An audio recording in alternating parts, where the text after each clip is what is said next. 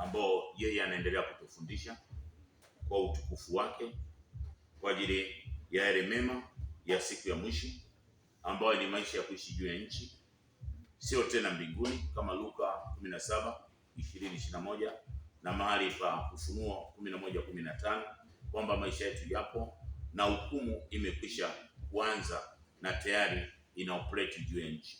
Kwa hiyo kabla ya yote, mimi nakukaribisha kwenye TV Kweli Yote TV kwa majira hii nyingine. Kwa hiyo kabla ya yote, tushukuru. Baba mwema mzuri, tunakushukuru kwa ajili ya sisi sote watu wako weupe usiokundu tulioko mahali hapa sasa, mahali pa kusikiliza ile nguvu ya habari ya Kweli Yote, kwa ajili ya mahali pa TV ya Kweli Yote. Tunakushukuru kwa sababu ya vyombo vingine ambavyo tayari vinarusha matangazo haya kwa utukufu wako, na wale watakaopokea na wale wote ambao watasikia. Basi Baba, waponye, watoe, wafungue, kwa maana maisha hayapo tena mbinguni, kwa utukufu wako imetokea. Karibu sana kwa ajili ya kuelewa kwamba nguvu ya furushi la uhai na uzima, ambalo ndilo linaloondoa furushi la uhai na uzima, ambalo ndio ili kweli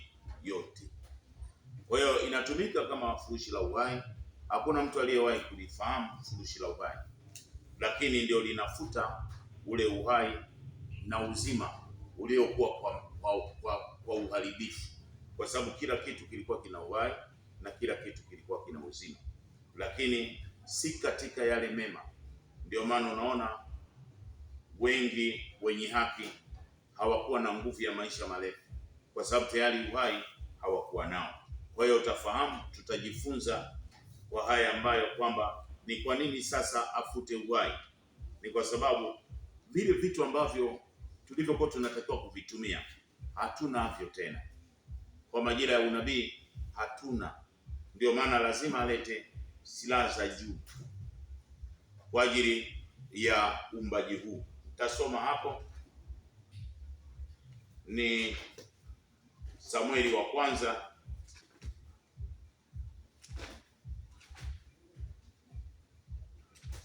kwanza ule mstari wa 25. Samueli wa kwanza 25.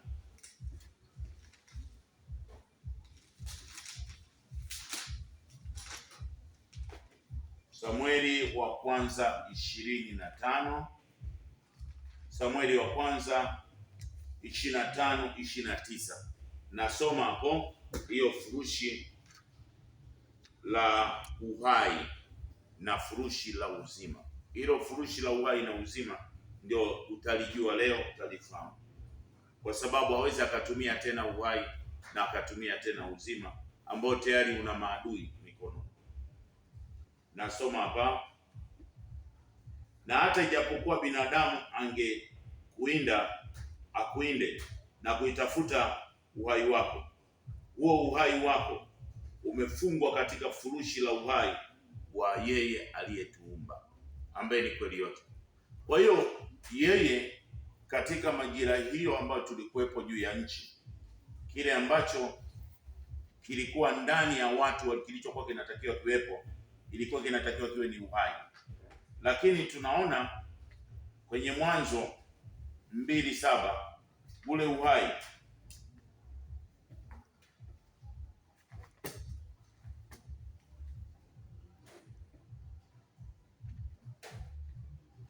ulichukuliwa na dunia na ule uzima.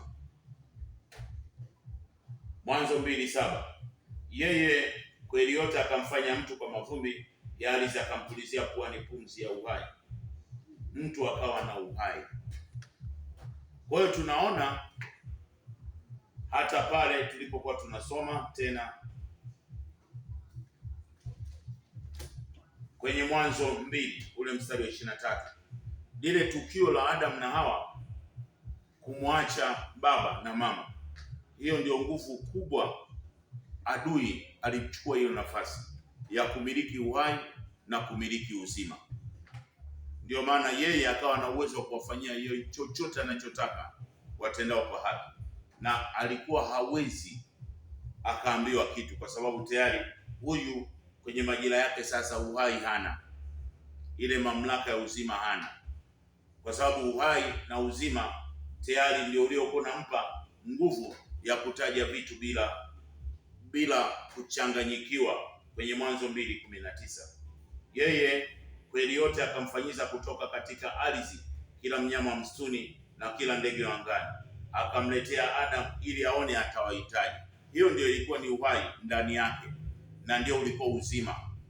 Kwa hiyo mtu kwa uhalisia ndio alikuwa mmiliki wa kila kitu, lakini ndani yake akiwa na utendaji unaoitwa uhai na uzima kupitia ile nguvu ya kweli yote, kwa sababu Mwanzo 1:26 akasema yeye kweli yote akasema, na tumfanye mtu kwa mfano wetu na kwa sura yetu, wakatawale uumbaji na kila kitu kilicho juu ya nchi.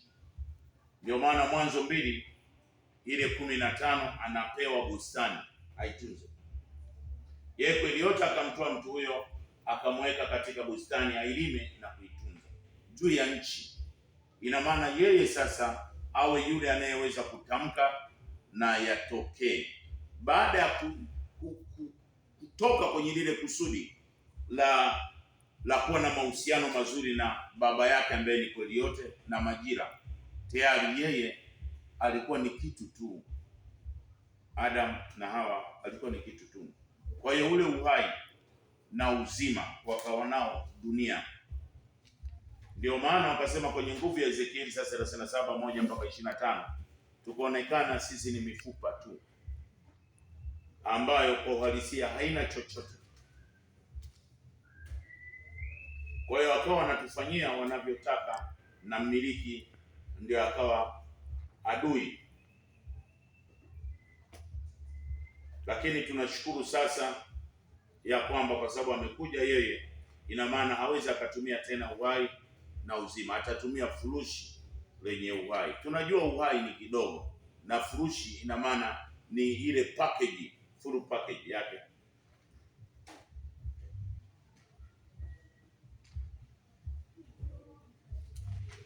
Tunaona hapa mkono wa yeye kweli yote ulikuwa juu yangu, naye akanichukua katika moyo na akaniweka chini katika bonde nalo limejaa mifupa, akanipitisha karibu naye pande zote, na tazama palikuwa na mifupa mingi katika ule uwanda. Ina maana uumbaji wake huu ulikuwa ni mifupa. Akaniambia tena, toa unabii juu ya mifupa hii, ielezee. 10 Basi nikaiambia ile mifupa, pumzi ikawaingia, wakaishi, wakasimama kwa miguu yao, jeshi kubwa mno. Kisha akaniambia, mwanadamu, mifupa hii ni nyumba yote ya watu wangu walioko juu ya nchi. Tazama, wao husema mifupa yote imekauka, matumaini yetu yametupotea, tumekatiliwa mbali. Basi tabiri uambie, yeye kweli asema hivi, tazama, nitafunua makaburi yenu na kuwapandisha kutoka katika makaburi yenu, enyi watu wangu. Kwa hiyo tunaona kwamba ule uhai na ule uzima wakiwa tayari wanao wao, kwa sababu sasa hatuna uwezo wa kuweza kutamka vitu na vikatokea. Kwa hiyo watu wote tulikuwa sasa ni kutangatanga na kuhangaika juu ya nchi yote, kwa sababu hatuna ndani yetu ile package ambayo inatufanya tunaweza kutawala na kumiliki.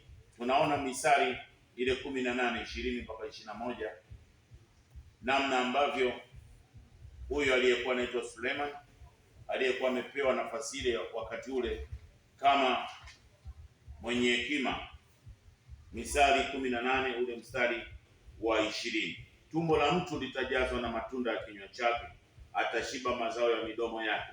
Mauti na uzima huwa katika uwezo wa ulimi.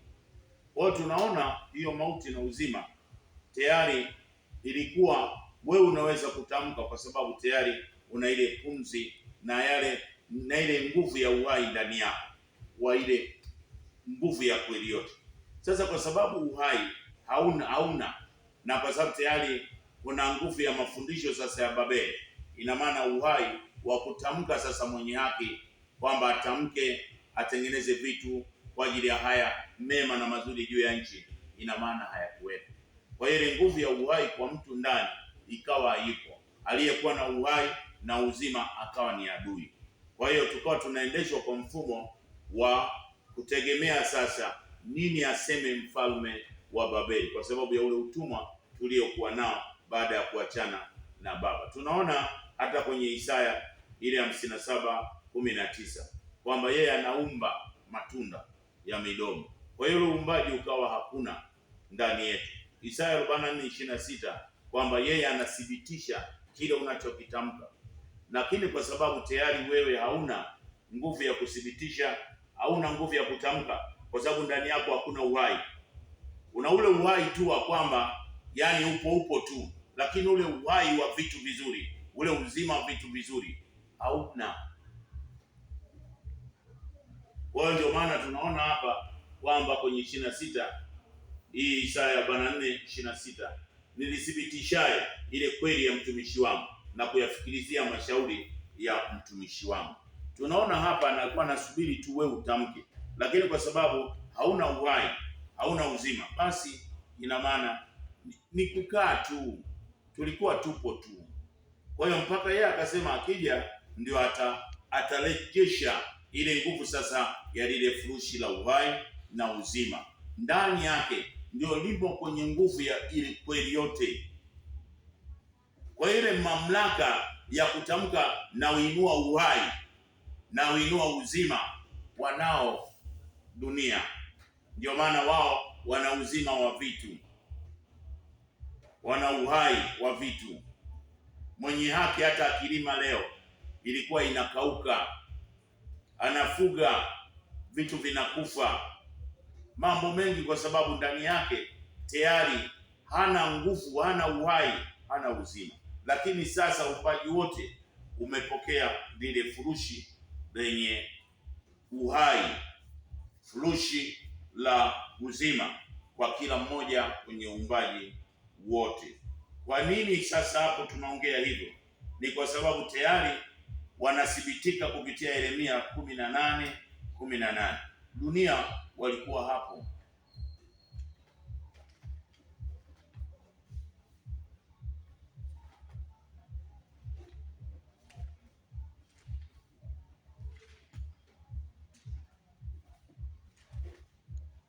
Yeremia 18:18. Hapo ndipo aliposema njooni na tufanye mashauri juu ya Yeremia, maana haitampotea puani, wala shauri halitampotea mwenye hekima, wala hiyo kweli, hiyo neno halitampotea nabii. Njooni na tumpige kwa ndimi zetu, wala tusiangalie maneno yake yoyote. Kwa hiyo tukawa sasa, wabaya ndio walikuwa na uwezo wa kutufanyia wanachotaka. Kwa hiyo ndio maana, kwa sababu walikuwa na uhai, tunaona hata kwenye Ayubu ile 2 ule mstari wa 6, Ayubu akiteseka sana sana sana sana, kwa sababu adui alikuwa amekabidhiwa uhai, amekabidhiwa na uzima. Kwa hiyo yeye ndio alikuwa na uwezo wa kufanya chochote anachotaka bila kuzuiliwa. Ndio maana akaambiwa ile siku ya mwisho atakuja. Akija yeye, basi tutapata yale mazuri. Ayubu 2:6, yeye kweli yote akamwambia Shetani, tazama yeye yumo mikononi mwako, lakini tunza tu uhai wake.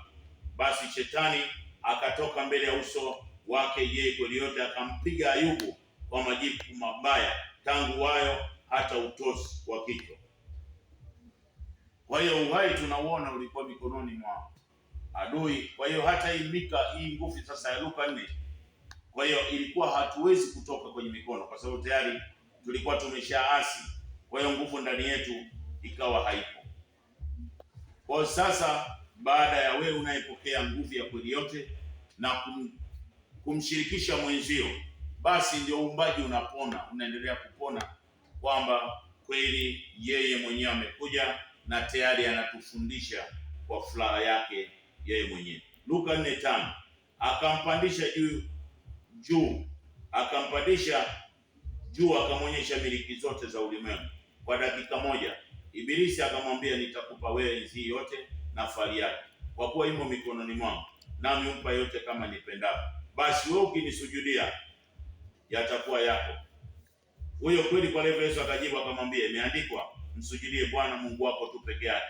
Akamwongoza mpaka Yerusalemu, akamweka juu ya kinara cha hekalu, juu ya ibada zote juu ya nchi. Akamwambia, ukiwa ndiye mwana wa Mungu, jitupe chini, kwa maana imeandikwa. Kwa hiyo alikuwa anayajua maandiko. Kwa hiyo alikuwa anajua kabisa kwamba uhai wa maandiko haupo, uhai wa neno haupo, uhai wa uzima haupo. Kwa hiyo tunaona hata ile nguvu ya kitendo hiki ambacho tayari anaonekana mahali pa Isaya 26:13. Tunaonekana sasa sisi tunatawaliwa kutokana tayari na ile majira ya Yeremia 27:5 mpaka 9. Kwa hiyo mpaka miaka 70 itimie. Haijatimia ile nira ya chuma ya Yeremia 28, ile 14:19 haijavunjika. Kwa hiyo ikitimia nira ya chuma ya sisi kutumikishwa na wabaya inaisha. Kwa hiyo Babeli ndio alikuwa na uhai. Kwa hiyo ni lazima sasa akija aondoe uhai, aondoe uzima, alafu asimamishe ile furushi la uhai na furushi la uzima juu ya nchi kwa ajili ya yeye, kwa sababu pumzi tayari amekwisha kuwanyang'anya na kuifuta kwao. Ina maana atakuwa anatumika sasa huyu mwenye kweli, akitamka yanatendeka, yanazilika katika maisha haya. Kwa tunaona ndio maana kwenye nguvu sasa ya Ufunuo 16:13 anayefanya ishara na miujiza akaonekana ni roho chafu, kwa sababu ndio zinaonekana zina uhai na zina uzima.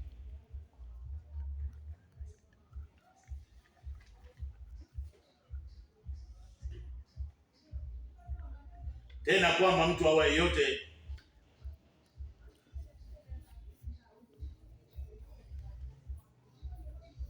nikaona roho tatu za uchafu zilizofanana na vyura zikitoka katika kinywa cha yule joka na katika kinywa cha yule nabii na katika kinywa cha yule mnyama.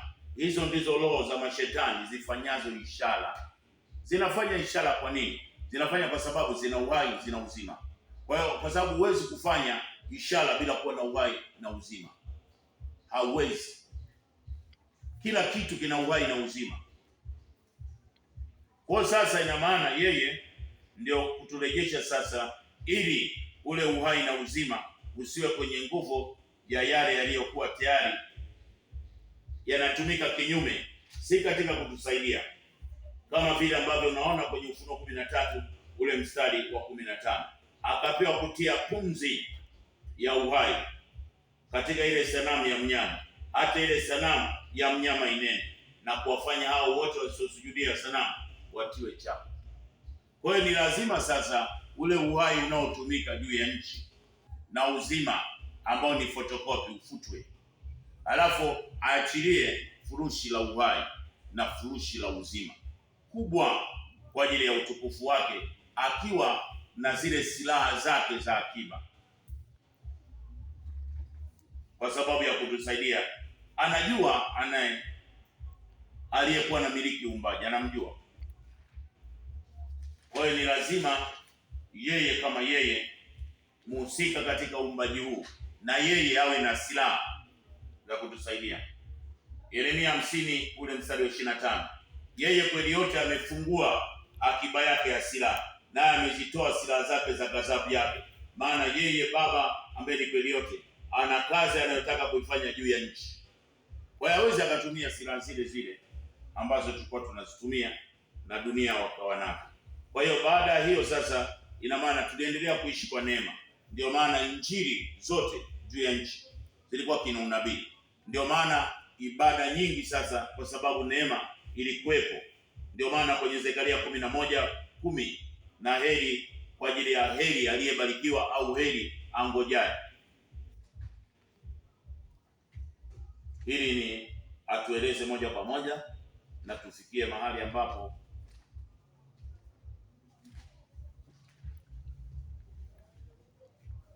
Kumi na moja 10, nikaitoa hiyo fimbo yangu iitwayo neema, nikaikata vipande viwili, ili nipate kulivunja agano langu nililofanya na watu wa kabila zote, nayo ikavunjika siku ile. Na hivyo wale kondoo wanyonge walionisikiliza wakajua ya kuwa jambo hili limetoka kwa Baba. Kwa hiyo unapofuta neema, ina maana neema amefutwa na heri amefutwa. Kwa hiyo heri ile ambayo ilikuwa nasema heri wafu na heri wangojao imefutika. Anasema hapa ili uone ni kweli, kwenye Ufunuo 14 ule mstari wa 13, nikasikia sauti kutoka mahali pake ikisema, andika, heri wafu wafao katika Bwana tangu sasa, naam, asema huyo Roho, wapate kupumzika baada ya taabu zao, kwa kuwa matendo yao yanafuatana naye. Kwa hiyo walikuwa heri wafao. Kwa hiyo nayo imefutwa. Tutaona hapa Danieli 12:12, kwa sababu ya kungoja mfumo ambao ndio huu mfumo wa Baba. Heri angojaye na kufikiria majira hizo. Hapa ameandika kwa mafumbo siku 1380, lakini ni mafumbo haya, lakini ni kuingoja ile majira timilifu yake yeye mwenyewe, ambayo sasa ilikuwa inasubiriwa na sisi sote. Kwa hiyo tunaona kwamba tuliruhusiwa haya yote yatokee tukiwa Babeli. Ndio maana akaruhusu tukazaa huko, Yeremia 29:4-9, tukiwa akituambia zaeni huko mpaka miaka 70 itakapotimia, ndipo nitakuja kurejesha sasa ule uhai ambao sasa nitaufuta, nitasimamisha furushi la uhai.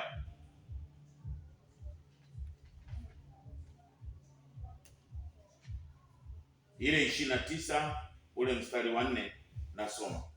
Yeye kweli yote asema hivi, awaambia hivi, watu wote walichukuliwa mateka niliwafanya wachukuliwe toka Yerusalemu mpaka Babeli.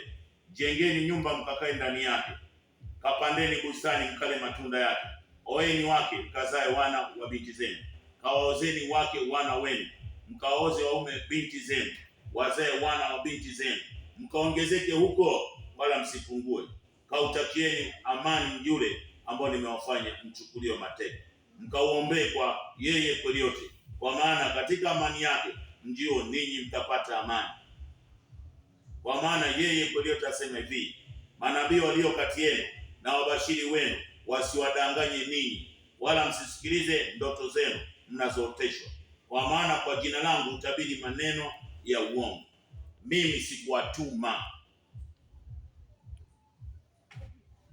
Kwa hiyo hapa sasa tunasema ile kweli yote kwamba tulizaa na Babeli. Kwa hiyo neno uhai majira zote lilifanyika kama nguvu ya kafara, na wengi walijua uhai ulikuwa unakaa kwenye damu. Ndio maana ufalme mkubwa wa giza wakawa wanatumia damu sana, na matambiko mbalimbali juu ya nchi yanakunywa damu, kwa sababu yanajua pale ndio kuna mahali pa center ya ule uhai. Lakini kwa majira hii akasema msiweze kutumia nyinyi damu, tumieni kweli yote, na mamlaka ya ile nguvu itakuwa ndani yake, itakuwemo furushi la uhai wake yeye mwenyewe. Nasoma hapa Walawi 17, alituonya lakini hatukuweza kwa sababu ya majira ya Babeli. Kwa kuwa uhai wa mwili uko katika hiyo damu, nami nimewapa ninyi hiyo damu juu ya madhabahu, ili kufanya upatanisho kwa ajili ya nafsi zenu. Kwani hiyo damu ifanyayo upatanisho kwa sababu ya nafsi zenu. Kwa hiyo damu naliwaambia watu wote juu ya nchi, hakuna aliye na ruhusa ya kula damu, wala mgeni aketee kati yenu asile damu. Mtu yeyote aliye na wana wote hao juu ya nchi wa Israeli, ambao ni sisi wenyewe, au hao wageni wakao kati yenu, ambao amemshika mnyama au ndege ambaye huliwa katika kuindwa kwake, atamwaga damu yake chini na kuifunika mchanga. Kwa maana kuliko hiyo uhai wa mnyama, hiyo damu yake imo ni pamoja naye. Kwa hiyo naliwaambia wana wote juu ya nchi, mtu asile damu ya mnyama wala aina yoyote ya damu, kwa kuwa uhai wa mnyama au chochote ni katika hiyo damu. Kwa hiyo hata wakati sasa pale anasema kwa damu ya Yesu kupigwa kwake tumepona, ilikuwa ni kopi, ni lile neno kutamka damu, neno damu ndio amelifuta yeye, ndio hataki kutumia damu, kwa sababu alikuwa anajificha humo kufanya makafara ya mauaji mbalimbali. Kwa hiyo hata wakati tunafika tulikuwa tunaona kwamba kwenye Mathayo 26 mpaka 29 hakumaanisha damu ya kimiminika au maji ya kimiminika, alimaanika fundisho ndio lenye nguvu ya kutuponya, sio maji.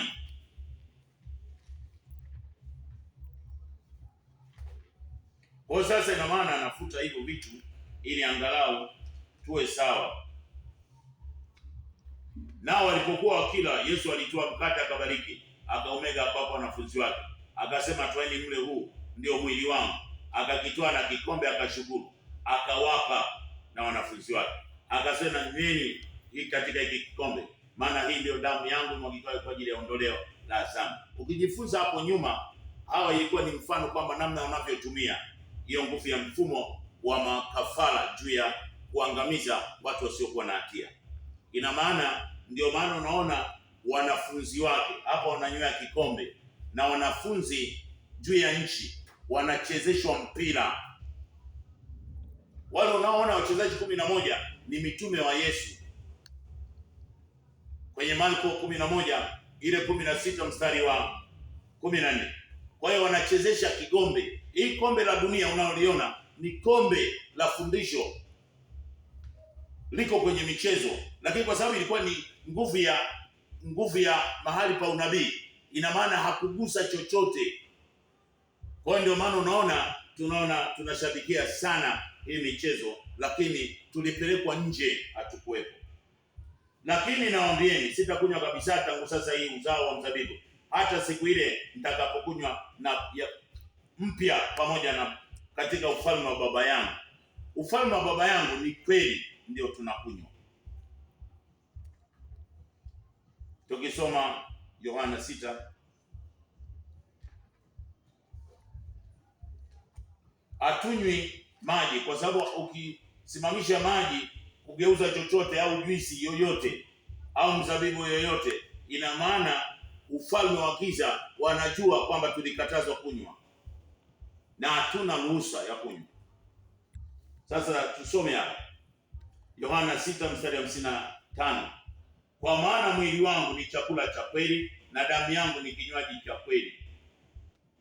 Aulaye mwili wangu na kuinywa damu yangu hukaa ndani yangu nami ndani yake, kama vile Baba alivyo hai alivyonituma mimi, nami ni hai kwa Baba. Kwa hiyo ni fundisho la kweli ndio ule uhai. Kwa hiyo kweli yote sasa, kwa sababu kuinua nguvu ya furushi la uhai katika kulitamka wakati unashukuru au unamuomba Baba kwa ajili ya kukusaidia au kutusaidia pale tulipo, kwamba usitumie uhai, usitumie uzima. Uzima tayari adui anao, uhai alikuwa nao tayari. Kwa hiyo ina maana sasa yeye ndio anaachilia furushi la uhai, anafuta kabisa kile kitu kinachoitwa uhai na uzima uliokuwa unatumika kuharibu wasiokuwa na hatia na zile silaha za akiba. Ina maana ule uhai wa uchawi na uzima wa uchawi unafutika, ule uhai wa uganga na uzima wa uganga unafutika, ule uhai wa ufrimasoni na uzima wa ufrimasoni unafutika, ule uhai wa Illuminati na uzima wa Illuminati unafutika, na kiburi cha dunia kinafutika, kwa sababu tayari tunainua ile mamlaka sasa ambayo iko kwenye utimilifu ya kwamba kila atajaye kweli yote atakuwa anapokea uponyaji. Kila atajaye kweli yote, furushi la uhai, furushi la uzima, basi atakuwa anatunzwa na silaha kubwa za yeye mwenyewe za akiba yake. Kwa hiyo hukumu ya yeye, hawezi akatumia vitu ambavyo tayari vinatumika na ufalme wa dunia na ulimwengu. Kwa hiyo alikuwa anajua tayari hivi vyote ameshatumia. Kwa hiyo anasema kabisa sasa kila walichokuwa wanategemea, kwa sababu tayari Ufunuo 14:6-7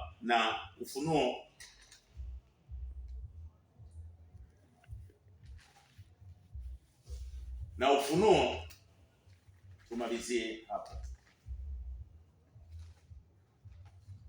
Mengi ndio maana tutatafuta sasa, ambapo yeye anaandaa hiyo television live. Sasa tutakuwa tunaweka live, tunaongea na tunajadiliana na tunaulizana.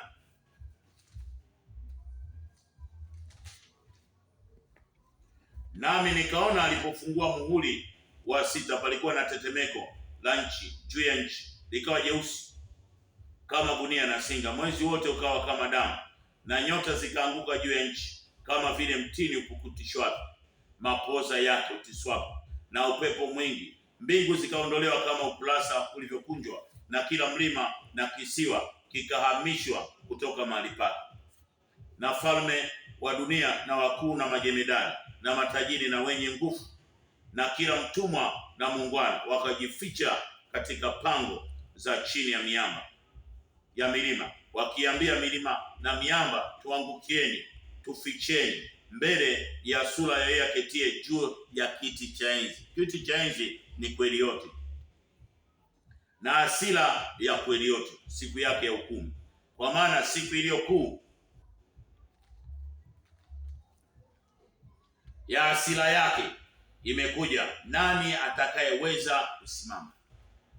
Ni kweli tayari, ila imekuja sasa kwenye mazingira, sisi tukiwa mahali pa ubize kupita kiasi, tukiwa tulikuwa Babeli na tujui, na yale mafundisho yote hakuna anayelati, kwa sababu alisema atakuja, hakuna yeyote atakayejua ameingia.